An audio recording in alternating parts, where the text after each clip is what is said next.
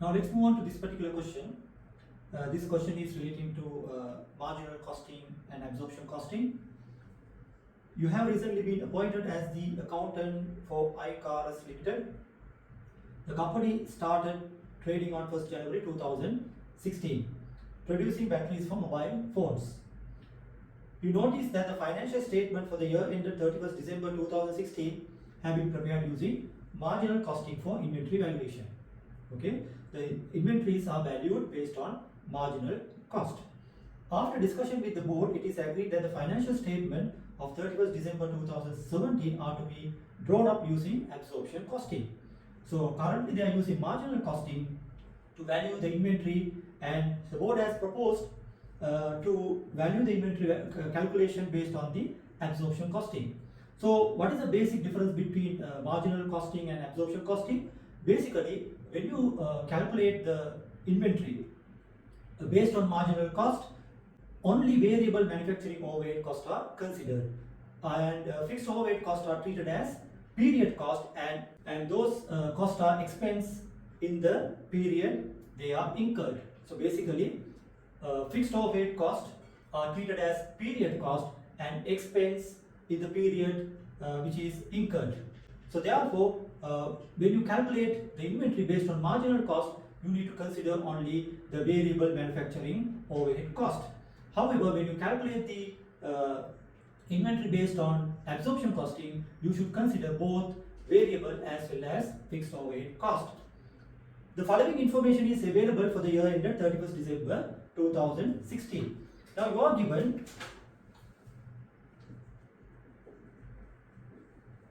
direct labor cost 2,693,600.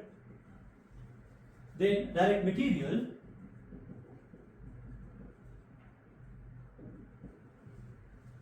1,202,500. Then semi-variable cost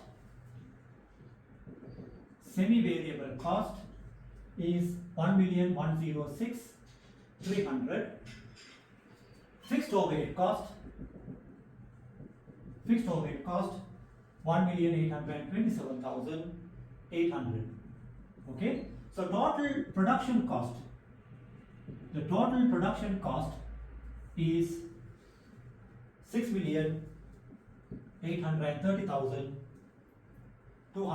So this is the total production cost. The semi-variable cost include a fixed element of 288,600.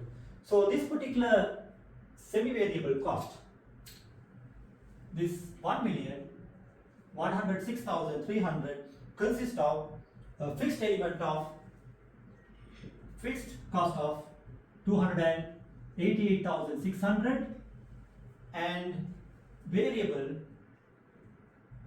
element of 870,700. Okay, so the total consists of fixed component 288,600, variable component 817,700, and also you are given the production units. The total production units 962,000, and also you are given sales units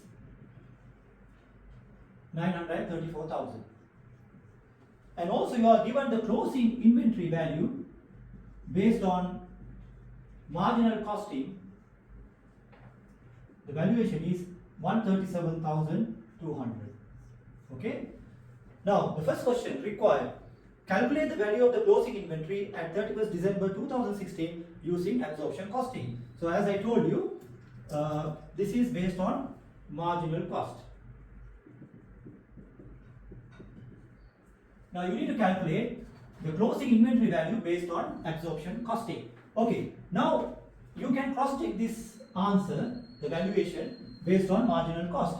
Now under marginal cost, you need to consider only variable component. So here if you take the direct labor, direct material, and of this semi-variable, this is variable.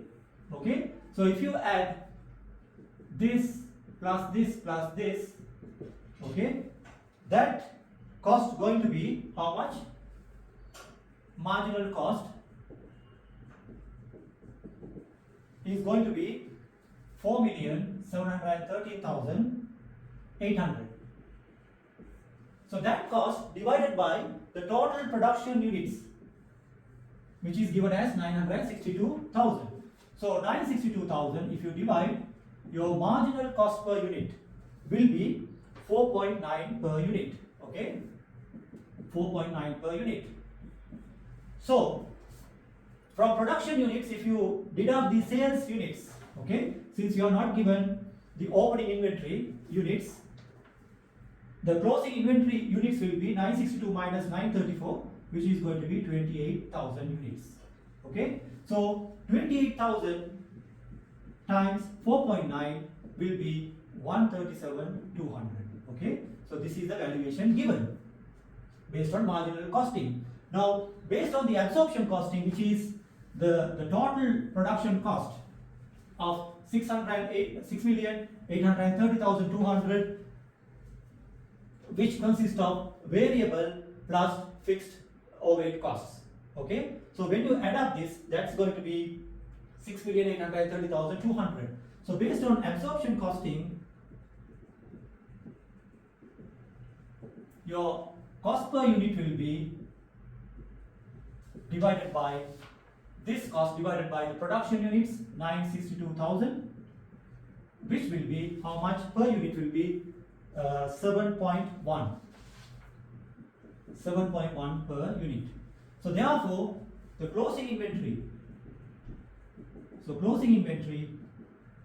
based on absorption costing will be, your closing inventory units will be 28,000 units times 7.1, that's going to be how much? 198,800. Okay, so this is the answer for the first part. So under marginal costing, the inventory value is 137,200, whereas based on absorption costing, which is going to be 198,800. Now let's move to the second part. Calculate the increase or decrease in profit for the year ended 31st December 2016 using absorption costing instead of marginal costing for inventory valuation. Now you need to identify increase or decrease in profit based on absorption costing. Now we are given the marginal cost, the inventory valuation based on marginal costing 137,200. Now based on the absorption costing, the valuation increased to 198,800. So as a result of that, what is the impact on the net profit? So that this is what you need to identify. Okay, so now if you take these two valuation, okay, inventory valuation based on marginal costing, how much? 137,200. However, based on absorption costing, valuation increased to 198,800. So what is the total increase? Total increase in inventory value.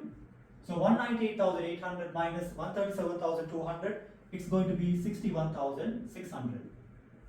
Okay, the inventory valuation increased by 61,600. So when the inventory valuation increases, so what is the impact on the net profit? So net profit will also increase. Okay, so therefore increase in closing inventory will increase the net profit. Decrease in closing inventory valuation will decrease the net profit. Okay, on the other hand, increase in closing inventory, okay, will reduce the cost of goods sold. Okay, as a result of that, when the cost of goods sold decreases, your net profit will increase. On the other hand, if the closing inventory decreases, your net profit also will decrease because your cost of goods sold increases. For example, if you take this particular example, let's say your sales amount is 1000, and how do you calculate your gross profit? Sales minus cost of goods sold. Let's say your opening stock is 300, your production or purchases, let's assume 500, so total stock value is 800 minus closing stock.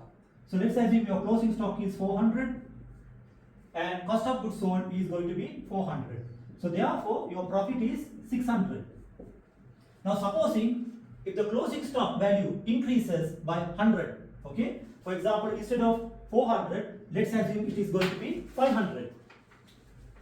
This is 500. So when closing inventory increases, what happens to the cost of goods sold? 800 minus 500, which will be 300. So 1000 sales minus 300, which will be 700. So therefore, when the closing inventory increases, your cost of goods sold decreases and the profit increases. When the closing stock increases, your net profit will increase. Okay? And cost of goods sold will reduce. On the other hand, closing stock, when closing stock decreases, your net profit will decreases. Net profit also will decrease. But cost of goods sold will increase. Okay? So this is the answer for the second part.